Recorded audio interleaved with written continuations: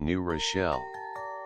A town that, at first glance, seems like any other. Quiet, safe, the kind of place where the pace of life is slow, and the days are predictable. It's a community built on families, neighbors, and routine. But behind the charm of this suburban haven, something dark was brewing, something that would change the lives of those who lived here forever.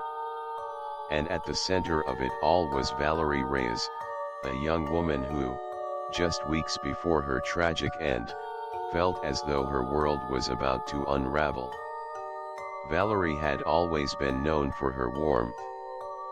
She was kind, thoughtful, and deeply creative. She had a love for art that was palpable.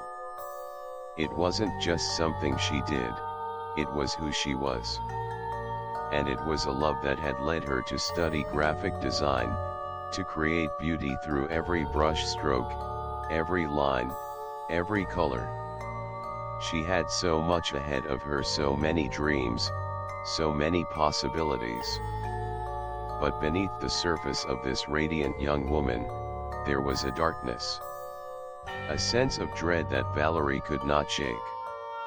It was something that crept into her mind uninvited, something that she couldn't explain, yet couldn't ignore. A feeling that something terrible was about to happen. It was a premonition, one that would prove to be all too real. It was a quiet morning, not long before Valerie would vanish. She sat across from her mother, Norma, in the small kitchen of their home. The sun was just beginning to rise, casting a soft glow through the windows. Valerie, as always, was talkative. She spoke of her plans for the day, what she wanted to do next, but then, in a moment of quiet vulnerability, she said something that would send chills down her mother's spine. With a sudden seriousness, Valerie looked up at her mother. Her voice, usually filled with excitement, now trembled with unease. "I feel like I'm going to die," she said. The words hung in the air, unsettling and strange. It wasn't something Valerie had said before. Norma, startled, tried to laugh it off. "Don't be silly, sweetie. You're just tired. You'll be fine." But Valerie only nodded, her eyes distant, as if she was looking beyond the room, seeing something no one else could. At the time, Norma didn't know what to make of her daughter's words. How could she? Valerie was young, full of life, with everything to look forward to. Why would she think such a thing? But as the days passed, and the dread that Valerie had spoken of became more pronounced, Norma couldn't shake the feeling that something was terribly wrong. Valerie had always been a sensitive soul, intuitive in ways that others might not understand. She often spoke of dreams, of gut feelings that turned out to be true. But this was different. This wasn't just an inkling, it was a deep, all-consuming sense that her time was running out. For Valerie, this feeling of impending doom wasn't something she could ignore. And yet, she didn't know how to explain it. Was it just anxiety? Or was it a warning, a premonition, something beyond her control? The truth, as it would later be revealed, was even more tragic than anyone could have imagined. Valerie was born on April 1, 1994, in New Rochelle, a town that, like most others, seemed to live by a rhythm of its own, a rhythm marked by the passage of time, by seasons of change, by the lives of those who called it home. For Valerie, this was a place of comfort, a place where she was loved and cherished, especially by her family. She was the light of her family's life, an imaginative, kind, and gentle soul. From a young age, Valerie showed a talent for art that was evident to everyone around her. She could lose herself in her sketches for hours, her hands moving across paper with a fluidity that spoke to her natural talent. Whether it was painting, drawing, or simply doodling in the margins of her notebook, art was her language. Her mother, Norma, often spoke of Valerie's love for art, how it was her way of expressing herself when words weren't enough. It wasn't just about creating something beautiful, it was about capturing a piece of her soul in every stroke. As a child, Valerie would often tell her mother, "I want to be a tattoo artist. I want to help people express who they are, just like I do with my art." Valerie worked at a local bookstore, a place that felt like home to her. She loved books, loved the way they transported her to different worlds, just like her art did. But what she loved most was sharing that passion with others. At the bookstore, Valerie had the chance to connect with people who shared her love of literature. Whether she was recommending her favorite novels or engaging in lively discussions about the latest releases, she felt a deep sense of fulfillment in these interactions.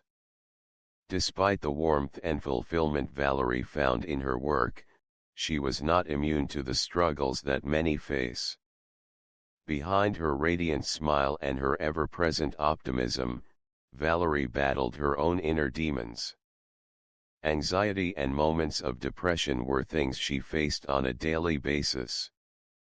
There were times when she felt overwhelmed by the weight of the world around her, times when she questioned her worth and her purpose. These feelings were not something she spoke about openly. To her friends, she appeared as a beacon of positivity, always willing to lend an ear, to offer a helping hand, to light up any room she entered. But in private, Valerie carried a burden that few understood. Still, she always found solace in her art, in the process of creation, in the moments when she could get lost in a canvas or a sketch. Valerie's dreams were big. She had aspirations of opening her own tattoo studio one day, a place where she could combine her passion for art with her love of helping others. She believed that tattoos were more than just body art, they were a form of self-expression, a way for people to tell their stories, to commemorate moments in their lives. It was a dream that she held close to her heart, one that gave her hope for the future. To her friends and family, Valerie was a shining light. She had an infectious energy, a positive outlook on life that made her a joy to be around. Even during her hardest moments, when the weight of her anxieties seemed unbearable, she never let it dull her spirit. She gave her time, her creativity, and her love to those around her, even if she couldn't always give those things to herself. Valerie's story was one of promise, of dreams, and of an incredible talent waiting to be fully realized. But no one knew that in the months to come, that light would be extinguished far too soon. In early 2018, Valerie met a man named Javier. Like many young relationships, it started innocently: attraction, shared interests, and the promise of a new connection. At first, it seemed like any other romance. Javier was charming, attentive, and eager to spend time with her. Valerie was open to the idea of a relationship, and like any young woman in love, she allowed herself to dream of the possibilities. But as time went on, cracks began to appear in the seemingly perfect relationship. By April of 2018, Valerie began to notice signs that something wasn't right. The charming man she had met seemed to change. Javier's behavior became possessive and controlling. What had once been a fun, carefree relationship quickly became marked by excessive calls, text messages, and requests for constant attention. Valerie began to feel trapped, overwhelmed by his relentless need for reassurance. At first, Valerie tried to be patient. She understood that relationships could be complicated, that emotions ran deep. But as the weeks went by, Javier's behavior escalated. What had once been an occasional check-in became an obsession. He began calling her at all hours of the day and night. He sent messages at every moment, even when she was at work, at family gatherings, or out with friends. No space, no time, no boundary was respected. By the end of April, Valerie had had enough. She made the decision to end the relationship. It wasn't a rash choice, it was a culmination of months of pressure, of feeling suffocated, and of her growing realization that Javier's behavior was crossing a line. She ended things, hoping it would bring peace, hoping that with the distance, things would return to normal. But Javier wasn't ready to let go. Valerie's message is clear: I think we should take a break. I need some space. Javier's response: please don't leave me. I'll do anything to make it work. We can fix this. You can't do this to me. His refusal to accept the end of the relationship. Javier's refusal to accept Valerie's decision marked the beginning of a dark turn. His messages became more frequent, more desperate, and eventually, manipulative. He claimed he owed her money, fabricated reasons to contact her, and insisted that she meet him in person to talk things through. He would not accept the breakup, and Valerie, in an attempt to keep things civil, reluctantly agreed to meet him on a few occasions. At first, Valerie hoped that by meeting him one last time, they could reach some kind of closure, that maybe Javier would finally understand. But the meetings only served to prolong the torment. Each time, Javier's words became more intense, more pleading. And each time, Valerie found herself growing more anxious, more fearful of the man she had once cared for. She began to notice a change in him. His charm faded, replaced by an undercurrent of menace. Javier's obsession continued to grow. His messages were no longer just pleas for reconciliation, they were demands, threats wrapped in the guise of concern. He accused Valerie of being cruel for ending things, of not caring for him, of being selfish. The guilt he placed on her only made her feel more trapped, more helpless. What Valerie didn't know was that these messages, these small red flags, were not the worst of it. Javier's obsession would soon take a terrifying turn, a turn that no one could have predicted. What had begun as a typical relationship, filled with laughter and promise, had transformed into something far more sinister. Late in January 2019, Valerie confided in her mother, Norma, about an overwhelming sense of dread that had been haunting her. I feel like I'm going to die, she told her, her voice filled with a deep, unsettling fear. It was a statement that seemed both cryptic and chilling, one that Norma would never forget. Valerie was known for her optimistic outlook, always seeing the best in people, always hopeful for the future. So hearing her daughter speak in such a way left Norma deeply shaken. Her mother, trying to reassure her, told Valerie that these feelings would pass, that it was just the weight of her anxieties talking. But no matter how much Norma tried to comfort her, Valerie couldn't shake the ominous feeling that something terrible was going to happen. It wasn't like her to be so openly afraid, and this left Norma deeply concerned, though she tried to push those feelings aside, hoping they were just fleeting thoughts. Norma's concern only deepened as the days passed, but there was little she could do. Valerie had always been independent, always determined to handle things on her own. She had faced so much in her life: anxiety, depression, and the constant pressure of her own expectations, but Valerie never let it hold her back for long. However, this time felt different. Valerie's intuition, her gut feeling, seemed to be telling her something more. But what could Norma do? How could anyone stop something they couldn't see coming? The very next day, Valerie didn't show up for work. A young woman who was always punctual, always dependable, Valerie's absence was immediately noticed. She wasn't answering calls, and she wasn't responding to messages. Her friends grew concerned, as this was completely out of character for her. Her colleagues knew something was wrong. Valerie had never been the type to just vanish without a word. She would always message back, would always explain if she was running late or needed time for herself. But that day, there was nothing. No message, no calls, no sign of her.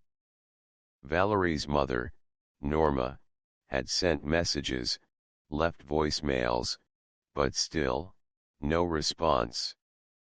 The longer Valerie remained silent, the more the sense of dread grew. The feeling that Valerie had spoken of just days before, "I feel like I'm going to die now," echoed in the back of Norma's mind. What could be happening? Where was Valerie? As the hours ticked by, Norma's fear escalated. She began calling around to anyone who might have seen her daughter. Was Valerie with friends? Had she gone out for the evening? But no one had seen her. No one knew where she was. The silence on the other end of the phone calls was deafening. As the day stretched on, Valerie's disappearance became more troubling. It wasn't like her to just vanish. The people who loved her knew something was very wrong, but they had no answers. No one knew where she was, and no one knew why she wasn't answering her phone. Valerie's mother, desperate and fearing the worst, reached out to the authorities. The police began to investigate, but by then, Valerie had been missing for hours. No one could have predicted what would come next: the discovery of Valerie's fate, or the chilling revelation of what had been happening in the days leading up to her disappearance. Valerie's family didn't hesitate. As soon as she was reported missing, they immediately raised the alarm. Flyers with Valerie's picture and information were posted all around New Rochelle.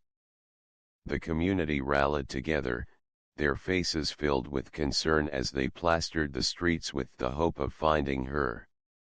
Social media was flooded with posts, sharing Valerie's story and asking for help. Friends, family, and strangers alike spread the word, each new post carrying a mixture of hope and dread. Despite the collective efforts, days passed without any answers. There were no leads, no new clues, just an increasing sense of helplessness that hung over everyone involved in the search. Valerie's family and friends remained hopeful, but with each passing hour, the possibility of a happy ending seemed more and more unlikely. And then, on the 5th day of Valerie's disappearance, a grim discovery was made, one that would change everything. A red-orange suitcase, discarded and left behind in a wooded area, was found by a passerby. The suitcase was out of place, abandoned in the middle of nowhere, surrounded by overgrown trees and wild brush. It wasn't something one would expect to find on a quiet, secluded path. At first, the suitcase seemed to hold no significance. It was discarded carelessly, like any other piece of forgotten luggage. But when the authorities arrived to investigate, the contents of the suitcase would reveal a nightmare no one was prepared for. Inside the suitcase was the lifeless body of Valerie Reyes, her young life taken far too soon. The discovery was chilling, not just for what it revealed but for the brutal nature of the crime. Valerie, who had once been full of life and dreams, now lay cold and still, her future stolen from her in the most horrific way. The discovery of Valerie's body sent shockwaves through the entire community. The search for her had taken a devastating turn. Now, the question shifted from where is Valerie, to who did this to her, and why.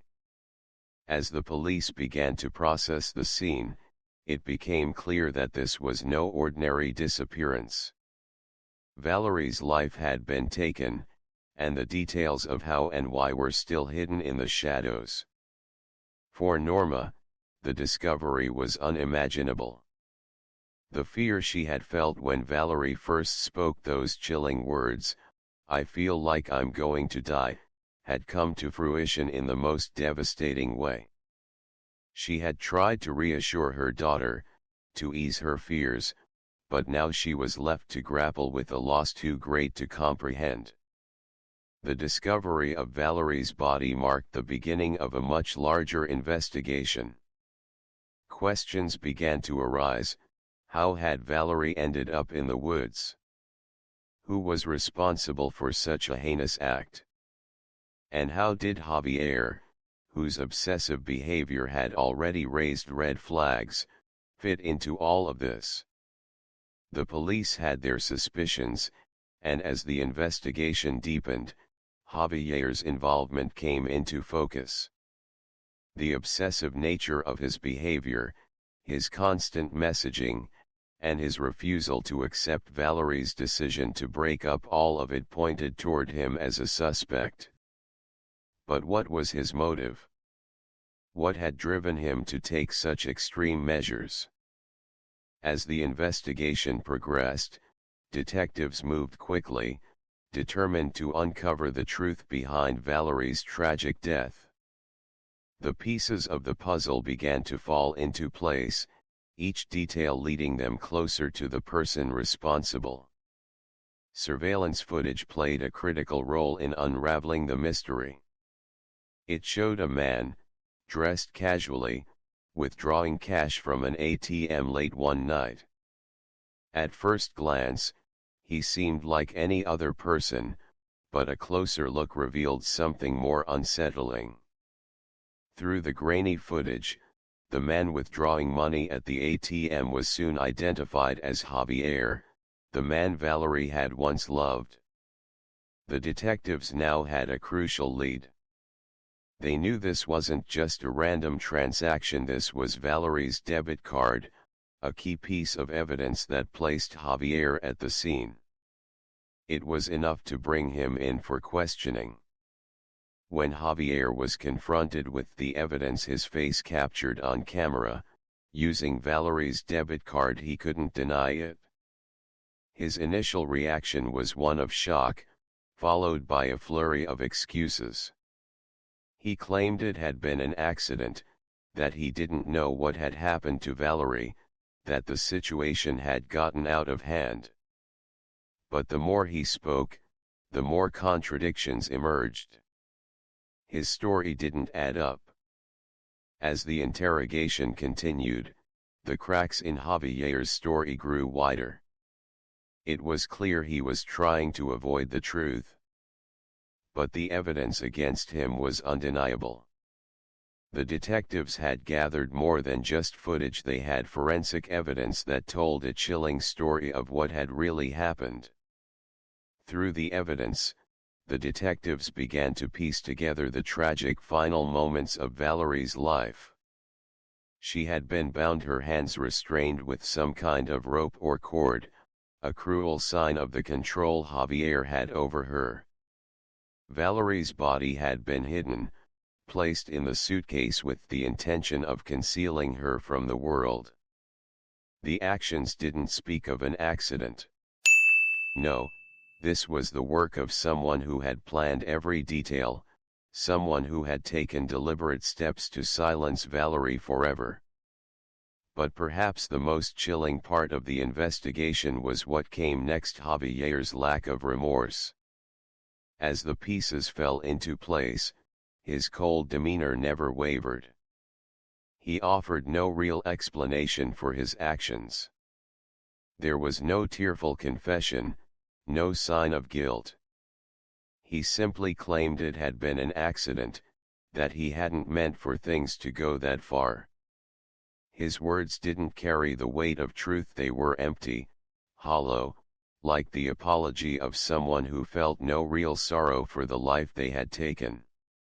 Javier's behavior, his lack of emotion, spoke volumes. It was a stark contrast to the grief and devastation felt by Valerie's family. They had lost a daughter, a sister, a friend, someone full of life and promise. But Javier? He was unaffected, his words nothing more than a poor excuse to explain away the unexplainable. For Valerie's family, every moment of the investigation was a reminder of the loss they had suffered.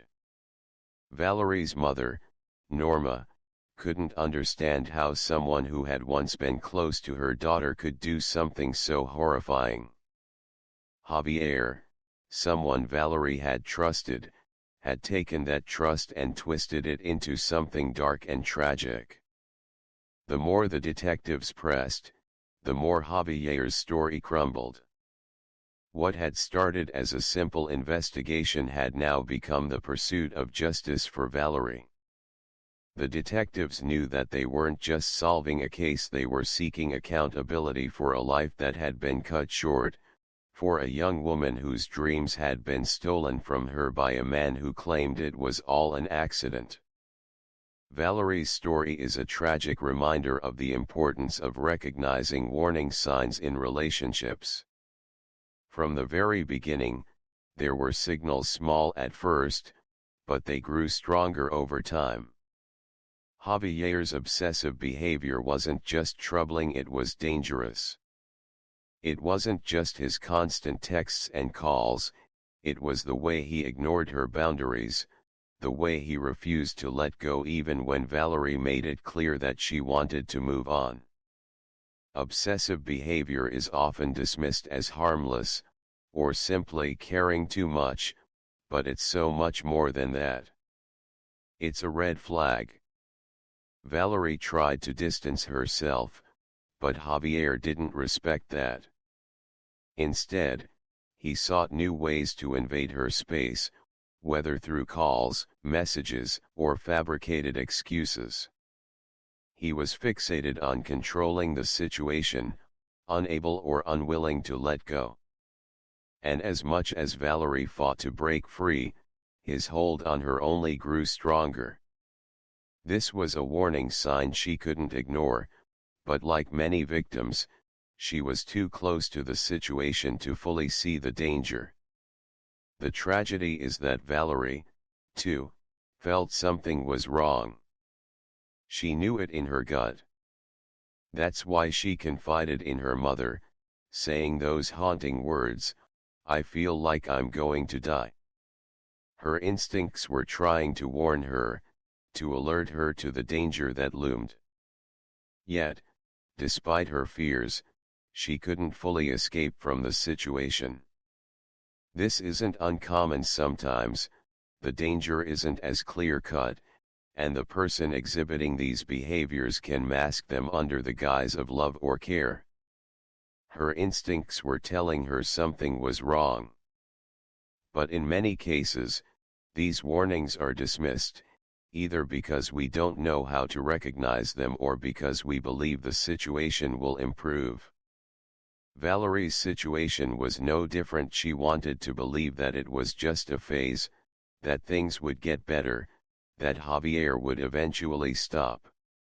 Unfortunately, this hope can often cloud our judgment, leaving us vulnerable to more danger. This story teaches us that we must listen to those instincts. Valerie's premonition, her feeling of dread, was more than just a passing thought. It was her intuition warning her of the imminent danger. While it's heartbreaking that she couldn't prevent the tragedy that followed, her story serves as a powerful reminder to trust our gut. When something doesn't feel right, when a relationship turns toxic, we need to step back and assess the situation, no matter how hard it may be. The lessons here go beyond just warning signs. They remind us of the importance of self-worth, of recognizing when we are not safe, when love turns into control, and when kindness is replaced by manipulation. Valerie deserved to live her life, to pursue her dreams, to be free from fear and control. Her story challenges us to ensure that those around us, our friends, our loved ones, know they have a voice, that they have the strength to speak up, and that they are not alone. Though Valerie's life was tragically cut short, her memory lives on in the hearts of those who loved her. Her story is not just one of loss, but of the importance of recognizing our own value, of learning to trust ourselves and the warnings we receive. It's a lesson about strength, courage, and the importance of standing up for our right to live freely, without fear.